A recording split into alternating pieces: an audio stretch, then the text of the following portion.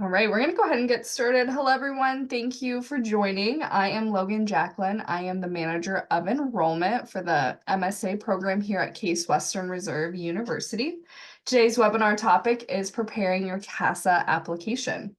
So we are very lucky to have two panelists with us tonight. We have a faculty member, Pete Kaluschek, and a member of our admissions team, Teresa Sapanik.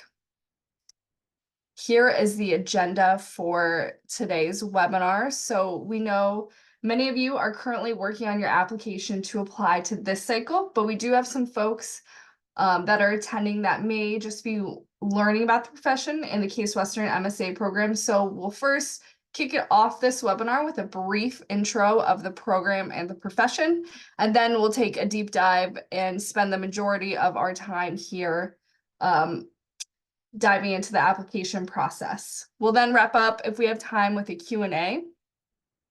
And if you have questions as we are going along, please use the Q&A rather than the chat or raising your hand. Please use the Q&A feature in the middle of your toolbar. All right, I will go ahead and turn it over to Pete. Okay.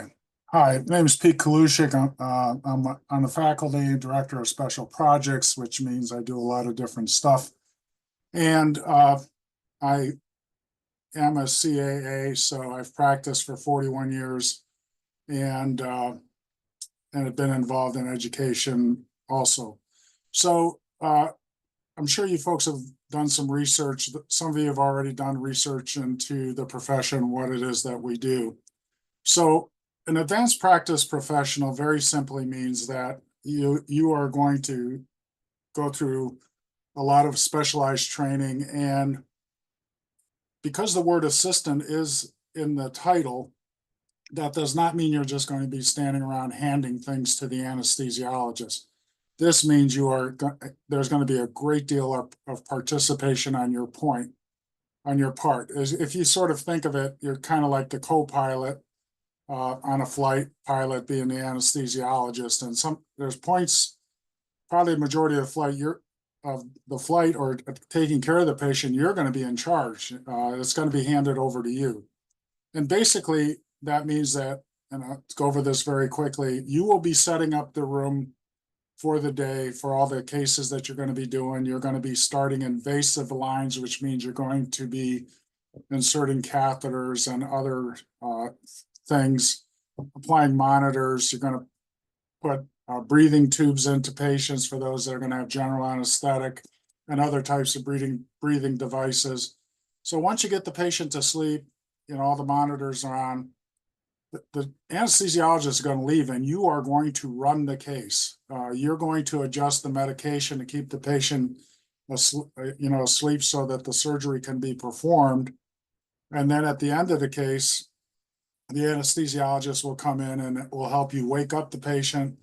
And then you'll take the patient over to recovery room, transfer care to the nurse, and finish the charting, and then head back and get the medication and whatever you need for the next case. So it is very, very participatory. You'll be doing spinal anesthetics. That means inserting needles into patient's spine, and epidurals, which is a space around the spine to introduce drugs. I mean, you will be doing that. Or assisting the anesthesiologist doing it. So it depends on the situation. So you and the anesthesiologist will see the patient in the morning, and you will work with them to create an anesthesia care plan. You can pick just about any kind of procedure, and there's probably anywhere from 3 to 7 ways of doing it. You'll have to decide, and multiple ways, multiple medications that you can use, and you and the anesthesiologist will determine what's the best course for this particular patient with this particular medical history. And you will take care of patients. You may do some care prior to taking the patient into the room, and you may be involved with hanging around the recovery room and helping the patient get stabilized. We also work outside the OR. Sometimes we go over to radiology and do cases. Sometimes we go to ICU to do cases. Sometimes we go to cardiac cath lab to do cases. So you're going to be not only in the OR, but you will be sometimes all over the hospital. And you will work in outpatient care facilities that are not attached to hospitals. Just depends on what kind of practice that you wind up with. So once you get trained in all this, and you graduate from the program, the next thing you need to do is to be nationally certified. And the organization that does this is the National Commission for Certification of Anesthesiologist Assistants. A lot of words, but what that means is they will administer a test that's given to all the graduates in that part of the year from all the programs, all the AA training programs, and you all sit for the exam. And then the next group is the Psychological Services, PSI. They work with the NCCAA and determine what's the passing grade. But prior to the test, PSI and the NCCAA developed a test. They have a rigorous process where they ensure that the way the question is answered is fair. There's no biases, meaning verbal biases or an error in use of language. It could, and they analyze that. So if you take the test and they determine that one question seems a lot of people have trouble with, even the high performers, there might be some problem with the question, and that question may be taken out and then the test scored differently. So there's a lot of safeguards in there in terms of the test takers. So once you're nationally certified, you then can use those credentials to apply for a license if in whatever state. Okay, yeah, next slide. So right now, we practice in 22 jurisdictions. So the dark blue stars simply mean that those states have licensure, direct licensure for CAAs. The light blue states means delegated authority is granted. What that means is that in those states, we can practice under the physician's license. And there is a clause or a phrase or paragraph in the Medical Practice Act of those states that says that a physician can assign duties, meaning giving an anesthetic and performing whatever other tasks, to an individual that's trained. And in order to practice in those delegatory states, you're still going to have to pass the national board exam. So that's what the difference is. So there's no direct licensure, but you work under the license of a physician. We are recognized as a healthcare provider by the Veterans Affairs hospitals across the nation. And I think I just explained the delegatory versus licensure. Okay. So our program, we're one of the first two programs that started, Emory being the other one. So we have been in the business of training CAAs for over 50 years. And our program has 4 locations. And it's, as you can see on the screen there, you can state a preference like, Houston 1, Cleveland 2, Austin 3. You can do DC 1, Houston 2, Cleveland 3, Cleveland 1, like that. They'll give you a preference. You can state that on your application.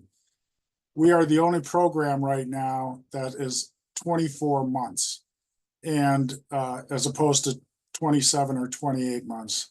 And we have, I believe, and it's obvious that we have developed a curriculum where you are going to hit the ground running, and we feel that an early exposure to the clinical setting is really important, and we believe that the classroom work will be strengthened by the fact that one day you're in your classroom, next day you're in the OR, and those concepts that you learn in the classroom in parallel with working in the OR really sort of entrenches those concepts and helps you to understand them quicker.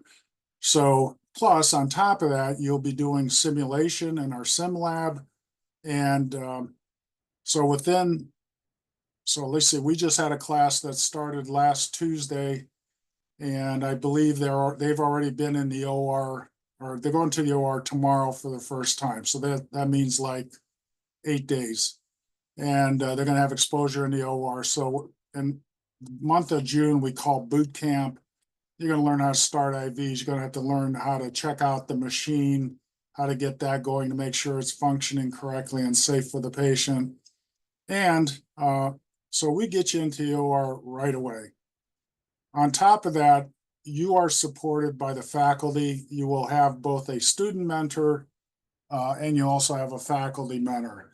We have a very, very open door policy to the students. So if you feel like there's some issue that you need to discuss, you can directly go right to the director of the program, or you can go to a faculty member, you can go to your student advisor. You don't have to go through channels. You don't have to go through 3 people to see the director or anything like that. As a matter of fact, there'll be times when you may be working clinically with the director of the program in the OR, and there'll be opportunities for you to talk about things if you need to. Our program, you have to have 2,100 clinical direct patient care hours. And I think we're the only program, I'm not sure exactly everybody else, but you will track exactly how many hours you do in the OR. That doesn't mean that you're in the hospital for 8 hours a day, but only 5 of those hours you actually took care of patient. You only get the 5-hour credit. This is helpful. This is helpful to us and to you in that when you graduate, folks know that when we say our trainees have had 2,100 clinical direct patient care hours, they actually have. And our program is accredited by the Commission on Accreditation of Allied Health Education Programs, CASAA, which is the same organization that does like respiratory therapists, radiology techs, neurodiagnostic technicians, et cetera, et cetera. So it's a nationally known accrediting agency. And we have passed this accreditation with flying colors and all that, and we are accredited. So, and this is checked on every few years, and we have always met the standard. Okay. All right, thanks, Pete. I'll turn it over to Teresa. Thanks, Logan. I was frantically trying to answer as many questions in the chat that I could. So I'm going to hit most of these, most of the answers that you guys are asking me in the chat. So if you want to follow along, and hopefully we'll get most of those answered. So these 4 requirements are needed for admission. Period. End of story. You need to have a bachelor's degree. It doesn't matter what the bachelor's degree is in. We have people with bachelor's degrees in English, mechanical engineering, accounting, respiratory therapists, all kinds. It doesn't matter. It just has to be from an accredited college or university in the United States, Canada, or a US territory. If you have a degree overseas, you'll have to fill out an education credential evaluation and authentication report. That's for foreign transcripts. They'll evaluate those and let you know if what you have taken is equivalent to a bachelor's degree in the US. That's number 1. Number 2, you must have all of your prerequisite courses, and we will go over those next, taken in the United States, or Canada, or a US territory. There's no way around it. You have to have taken your prerequisites in the United States, a US territory, or Canada. Let's see. Our prerequisites do have time limits, and I'll talk about those again, but I'll go over them now. We have 3 key prerequisites. They have a 5-year time limit. So that's anything from 2019 until now. All the rest of our prerequisites have a time limit of 7 years. So that's any courses taken from 2017 until now. A big question is, can I apply if I'm still taking prerequisites? And the answer is yes. You can take prerequisites this semester, fall, spring.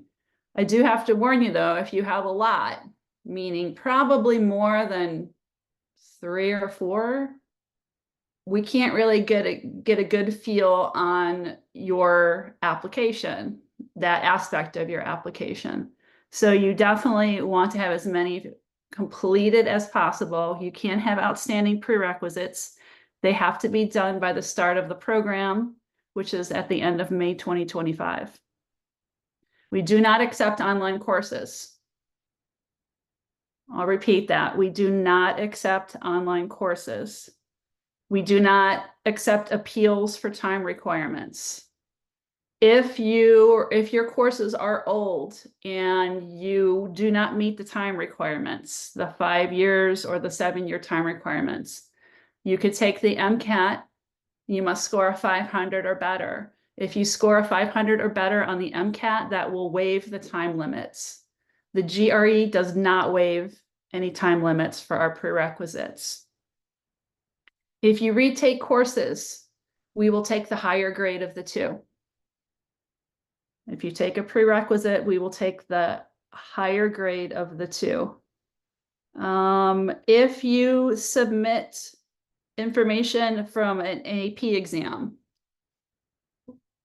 we will need in your application your AP score report, as well as your high school transcript in order to verify your grade. We do not accept IB credit. So again, I'm going to go over the prerequisites in a little bit more detail on the next couple slides. The third thing that you need is an admission test, which is either the GRE or the MCAT. Either one, doesn't matter. One is not weighted heavier than the other. Again, a 500 on the MCAT. If you have old prerequisites that don't meet our time limits, if you get a 500 or better, that will waive the time limit. We will take, for the GRE and the MCAT, we will take your highest total score. We don't aggregate subscores to pick and choose what your higher scores are. And the final thing that is a requirement for admission is the CASPER test.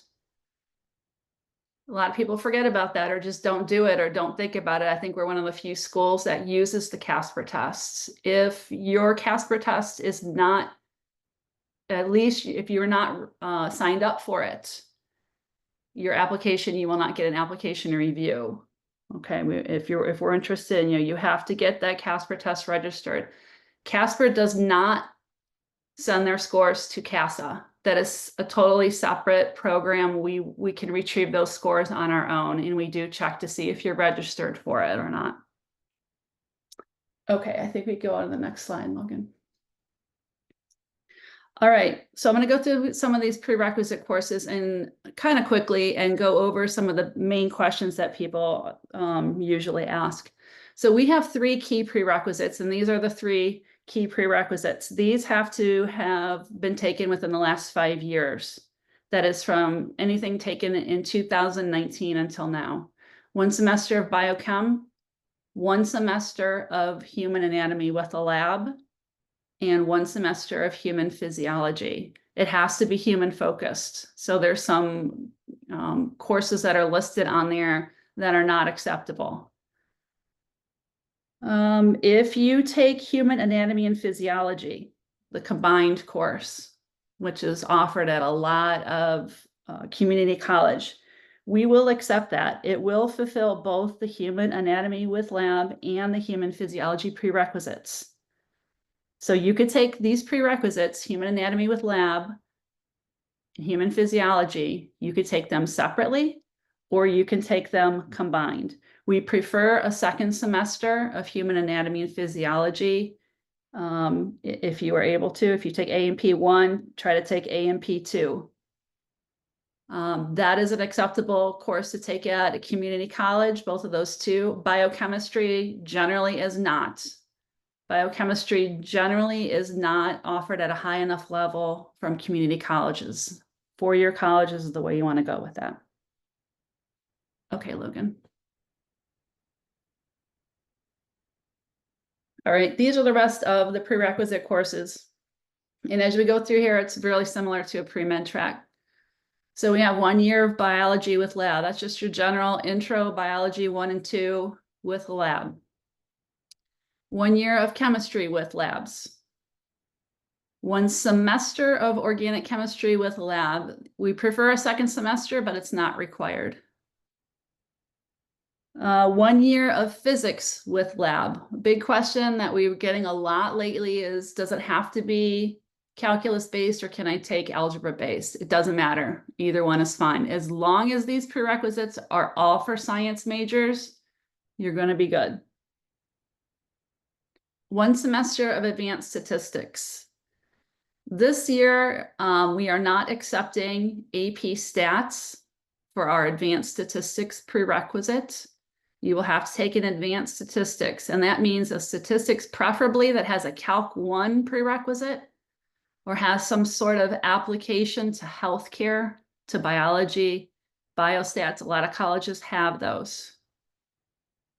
And then finally, 1 semester of English with an expository writing. And there's some extra things there about writing components that can fulfill that requirement. All right, so I don't want to spend too much time on prereqs. So let's get into the actual application, the CASAA application. All right, so when you log in, create an account. Pretty straightforward. We could go on to that next one. Choose the CWRU Master of Science in Anesthesia program. When you apply, it is 1 price for all 4 locations.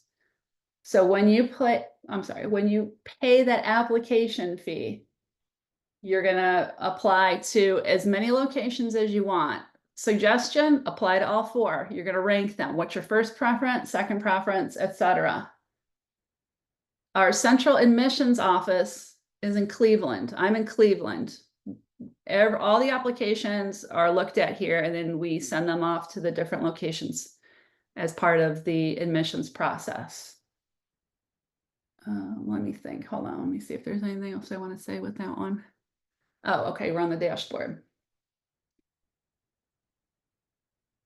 All right. So whoever created the CASAA application is commendable. We need to commend them because this is the most intuitive application program that I have ever seen for anything. It's so straightforward, and it's nice because you can go in and out at any time, and then you've got those little wheels on that front page that you can see right now that tell you how many sections you need to complete, how far you are in the completion. So you could jump around and enter information at different parts. Towards the end of this, we're going to talk a little bit about the program materials tab, because that's an important one that I don't want people missing with that. All right, go on, Logan. All right, so enter your personal information. I'm looking at mine here. I'm actually looking at my own. I have a little account here I could look at. So release statement, biographic information. All right, that's all you. So you'll go through there and you'll fill that out with your information. Next slide, Logan.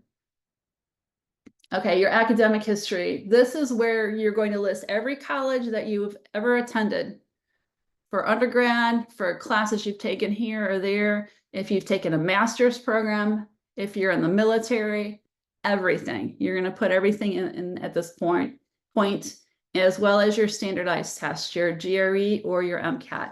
You can, I know like the GRE, you get your scores, 2 of your subscores right away, the quant and the verbal. So you could enter those in until your official scores come in. That's perfectly fine. But we definitely want your official scores to be in there so that your application gets verified. Let me see, hold on, Logan. Let me see if there's anything else I want to talk about here. Academic history. Okay, yeah, we could go on to the next one. I'm trying to follow here on my own. All right, supporting information. I want to talk a little bit more about this as we go through. I have things written down. I'm not going to talk about them at the moment, but evaluations, a lot of people were asking about those in the chat. I'm going to talk about those in a second. I have kind of a little script I want to read off of. This is where you're going to enter your experiences, meaning your jobs, your volunteer work, anything of that nature, any achievements that you've had, licenses, and then your essay. Your essay, I'll talk a little bit more. I'm just going to skip. Just go ahead, Logan. I'm going to hit all this in a minute. Program materials. This is where you're going to look at specific information that we want. So this section is going to look a little different depending on what programs that you've clicked that you want to apply to. So I would assume, I don't know because I am not applying to multiple programs. I can only see what you see on the screen, which is CASE. I'm assuming if you're applying to Indiana or Emory or Nova or something like that, you would see them all. But when you click on that screen, you're going to get a little welcome. And that's where I want to pick up a little bit and talk about some things. And I want you all to listen. I'm going into mom mode for here. I want you all to listen to this part because this really, the big question that we get is, what is a strong application? The number one thing you need for a strong application, and it is glaringly obvious, is that you know our program. You know what our program requires. You know our deadlines.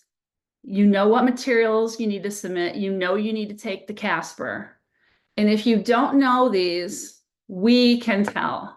We can tell that you're spitballing just to see what program that you get into, or CASE is maybe your second, third, fourth choice. It's pretty obvious. So what you want to do, the characteristics of a successful applicant are on this page. Don't skip it. I know you don't read. You have to read this material because this is the key thing that sets the people apart who want to get into our program versus the people who want to get into program, but it doesn't matter where, they just want to go somewhere. The materials that you need, the characteristics that you need are, you apply early decision. That's now. Our application opened in March. Our early decision deadline is October 1st. If you are a successful applicant for CASE, you already know that. You know the early decision deadline. And you apply to more than one campus. The second characteristic is that you've shadowed. If you're in a state where you could shadow a CAA, you've done that. You do everything that you can. And a little bit later, we're going to talk about how to find shadowing, because that's another big question. How do I get shadowing? We'll talk about that in a little bit. But you've shadowed the profession. You've talked to somebody. You know what the profession entails. You know what you're getting into. And if you were lucky enough to get to that interview stage, you could talk to the CAAs who are interviewing you and have a really good discussion about the profession. Another characteristic is that you demonstrate strong ethical values and professionalism. That comes across in your essay. That comes across in the questions that you ask us. That comes across in a lot of different ways that you don't even realize. The last thing is submits a complete application with strong evaluations. Okay. So what happens next? Say you've applied and you've clicked submit, and then that's it. And then you start sweating and you start freaking out. If your application is competitive, after a review, it's going to be forwarded to your first preference location. But that's only after CASAA verifies it and we've reviewed it and you have CASPR done. So what happens is after that point, that first location, your first preference choice, they're given the first opportunity to consider you for an interview. So if the location of your preference does not interview you or offer admission, the program then considers you for your second, third, or even your fourth preference. All admissions decisions come from Cleveland.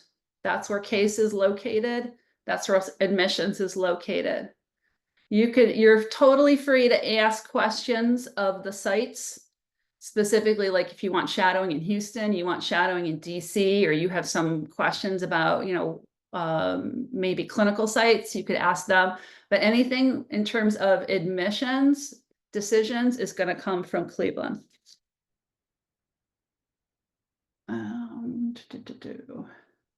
Okay, program materials homepage. What's that next one, Logan?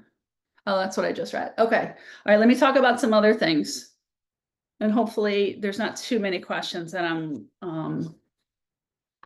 ending up in the chat, but I could answer some of those. So here's some questions I want to answer and some things I want to discuss about our application process that were taken from the submitted questions. I went through the submitted questions, so hopefully I'll hit as many of these as I can.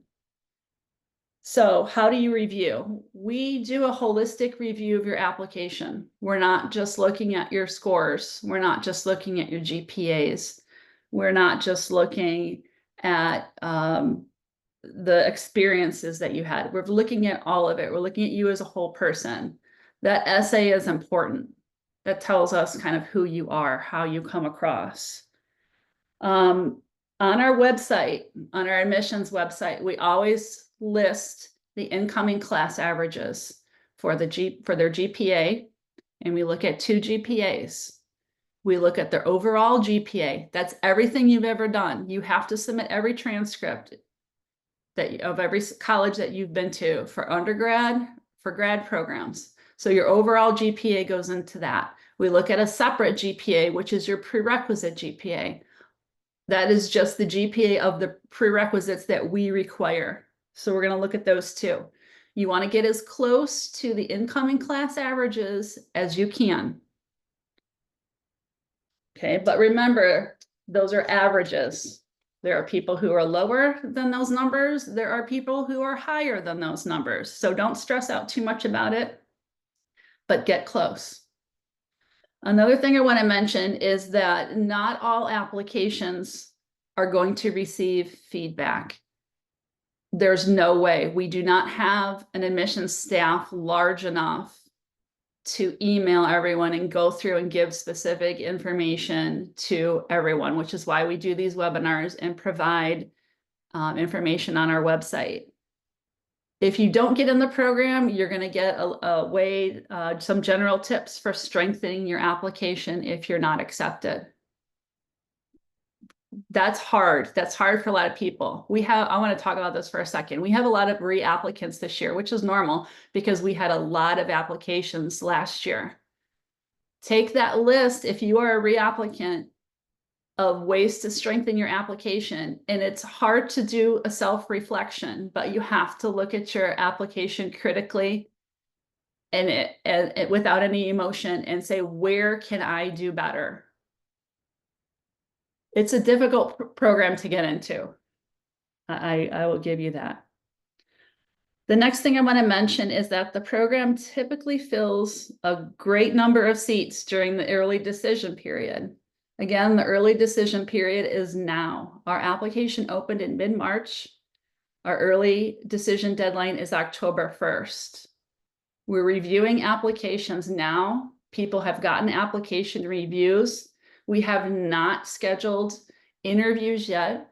We do not know if they're going to be in person or all virtual. They've been all virtual for the last several years since COVID. We're still trying to determine that.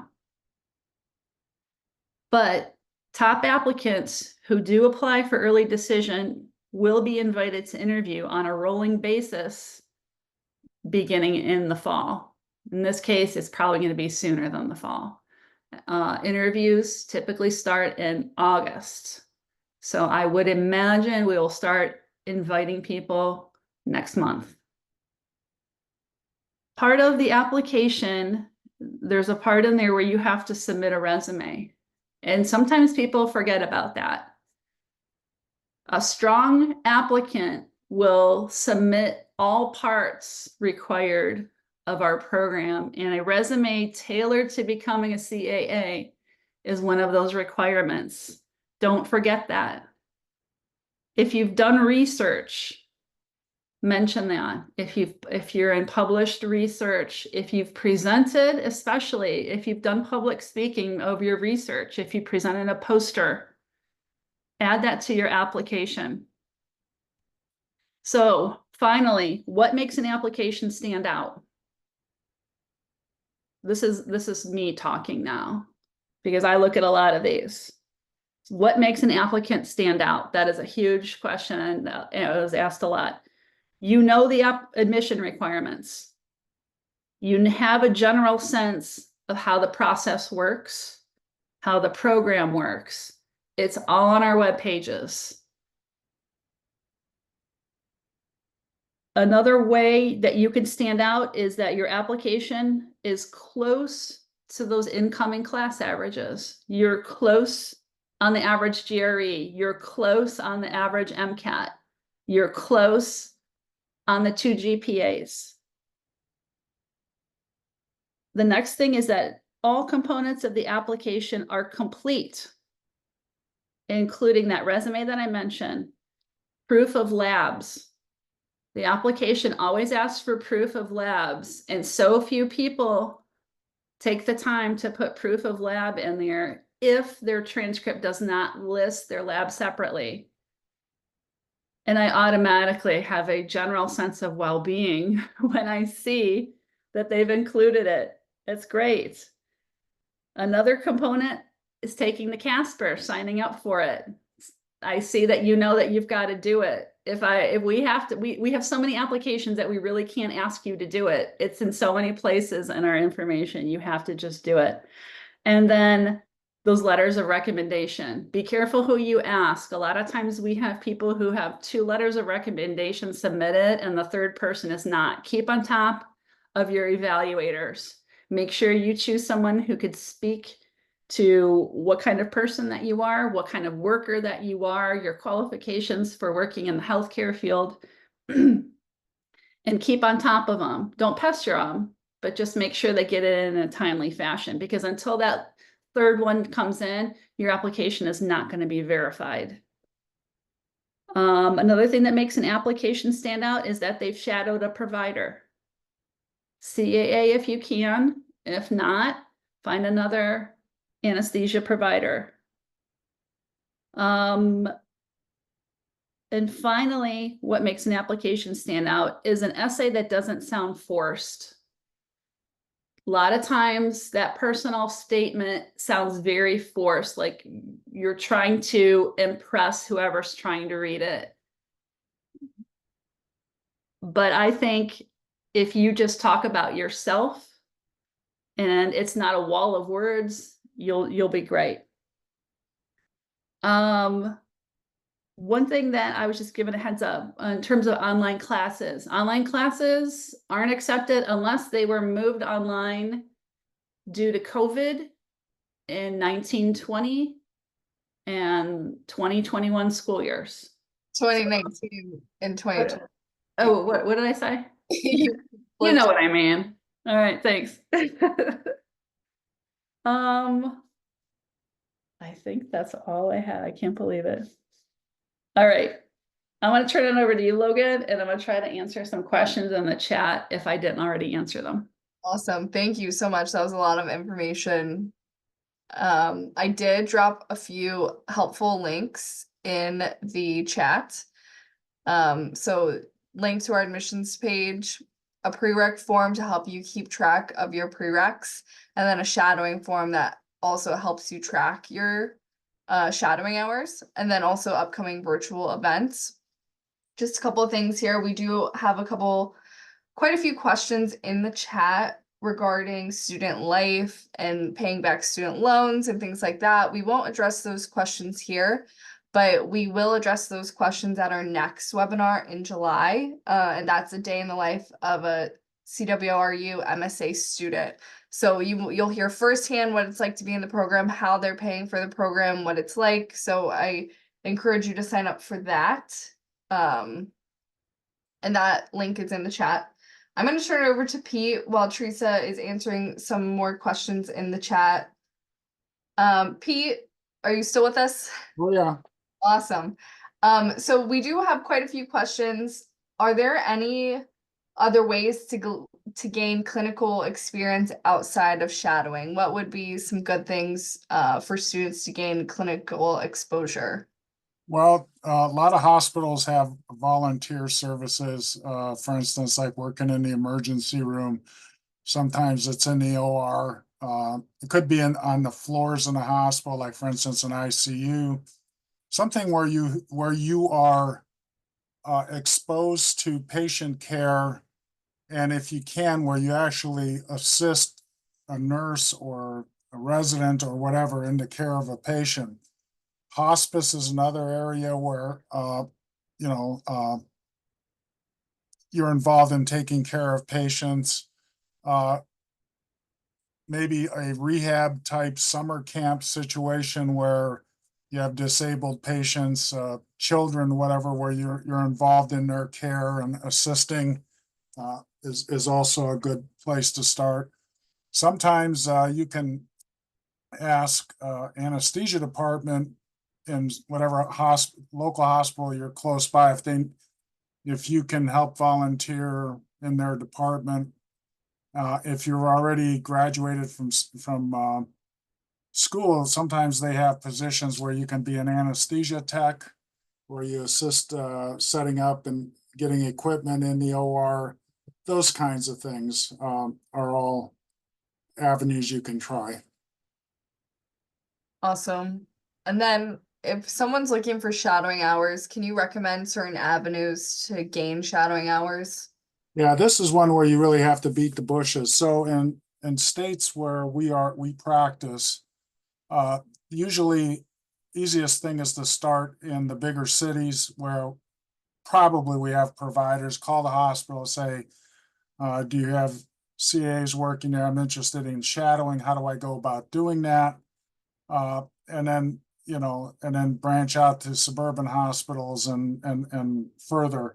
In states where we don't practice, then try to get a shadowing experience with a physician, an anesthesiologist, and see if you can do that, or a CRNA. But where you can get get into the OR, you can watch what happens, you can ask questions, that kind of thing. And there's a form, I think, that log that. You can request a form from, I think, our group, and they'll send it to you, and that person who you shadowed with will sign in how many hours you spent with them. So if you can, I know it's difficult at times, but try to get definitely 3, 4, 5 days in the OR if you can. And this, if you're in school, then possibly try to do it during the holidays when you're home on vacation, or right now if you're on summer break. Try those avenues. Great, thanks so much. And then we do have quite a few prospective students who are anesthesia techs. Would you consider this doubling as clinical experience and shadowing experience, or is this strictly Yeah, clinical? because in working as an anesthesia tech, you literally are exposed to a lot of things, and essentially you're shadowing, because you'll have interactions with anesthesiologists or CAAs or CRNAs. So typically, when you put down your experience, you'll say, I worked at this place as an anesthesia tech from this date to this date, typically 40 hours a week and that kind of stuff. And we'll look at that and go from there. Awesome, thank you. And then one more question regarding recommendation letters. Let's say that we have a non-traditional student that hasn't been in school for a while. Who would you recommend they would get their recommendation letters from? Well, it would depend on what they're doing, since they haven't been in school in a while. So if you, for instance, well, I'm just using one example. Let's say you're working in a research lab, and let's say if you're working on a research project, then I would say the person in charge of the research, and maybe a supervisory research person. So the director of the whole research project, and then a subdirector or assistant director any colleagues you've worked with, or any other kind of job. Let's say maybe you worked in a healthcare setting. So people that are you directly work with, and ask them for a recommendation. Great, thanks so much. And just to clarify, a letter of recommendation, we don't require a professor or an advisor. You are self-selecting who you think would speak best. We don't require a professor. Correct? Yeah, I think that's, Teresa, go ahead. Yeah, I was gonna say that's fine. Yes, you're good. We have quite a few questions about requiring a professor, but we do not. Right. And then typically the average amount of shadowing hours is about 16 Pete or Teresa, you Yeah. can correct me if I'm wrong. Mhm. Yeah, I mean, you want to at least get at least a couple days. So that means if you assume 8 hours for a day, you want to at least get a couple in there. And, but if you can get more, that'd be great too. So the more you shadow, the more opportunities. It really benefits you in understanding what it is that we do. I mean, you're going to be spending a lot of money, possibly, depending on your financial situation, and a lot of responsibility. And I guess I would, I would really like to know what I'm getting into, and and see if you enjoy that, if you think that's interesting and that's something you want to do. Thank you so much. This webinar will be recorded. And so you'll get it in about 24 hours to 48 hours after this event concludes. So everyone on this call will receive this recording. I'm going to turn it over to Teresa. Do you have anything to add? One thing I wanted to add is that the MCAT or GRE, they have to be taken within the last 3 years. So that is anything taken in 2021 until now. Are there any other questions for me, or should I think I have some back? We do have some questions, some prereq questions, but I will say that if they are specific prereq questions, I would advise you to save those questions and email us directly if they're specific to your situation. We won't answer them here, but we'll answer them through an email. So I'll share our contact information here. Okay. I do have 3 more if you have time. Yep. Okay. Somebody asked for activity descriptions in the application. Should it be a list of responsibilities, or should it be in a story format? Is one way preferred over the other? The answer is no, it doesn't matter. If you are a good storyteller, make it a little story. I had someone do that one time and I still remember their application because it stood out to me. What also stood out to me, and not in a good way, is someone who just kind of copy pasted, I did this, I did this, I did this, I did this. Every sentence began with I. So try to avoid that. Another question that was asked earlier that was submitted was, I have too many documents to upload to CASAA, what should I do? And this one gets asked a lot too. If you have too many documents, combine them all into one PDF. Like if you have to submit, you have to submit your AP scores, your high school transcript, and you also want to submit maybe a research paper that you did. Combine them all into one PDF, and that'll count as one upload. So that's a way to get around all of that. Another person asked, as a non-traditional student, I have a complicated education background. Does the transcript service work for military college credits? And I know this is really specific, but I wanted to address this in case anyone had something similar. Anywhere you've gone to school, submit all of your transcripts to CASAA. The person who asked this, if you're on, I'm not sure if that's what you meant, or if you're referring to the professional transcript entry service, the PTE that CASAA provides, that you pay money and they'll match your courses. if that question is more along those lines, you'll have to contact them. I'm not sure. So the Student Help Center and CASAA can help you with that one. And then question on the shadowing form, that is just to act as a guide for the student, correct? Wait, say that again. The shadowing form. What about the shadowing form? So The guide? Yeah, yeah. I mean, it looks nice if you're applying to CASE and CASE is your number one choice and you want to make your application stand out and use our form. and then when a signature it's asked to sign, is that just to note the person they shadowed, or do you want a signature from the person they shadowed? Preferably from the person that they shadowed so that we can tell that they've actually shadowed someone and got took the time to get their signature from that. Great. Oh, you're going through the questions. Just a few. There's I see what you're doing. Okay.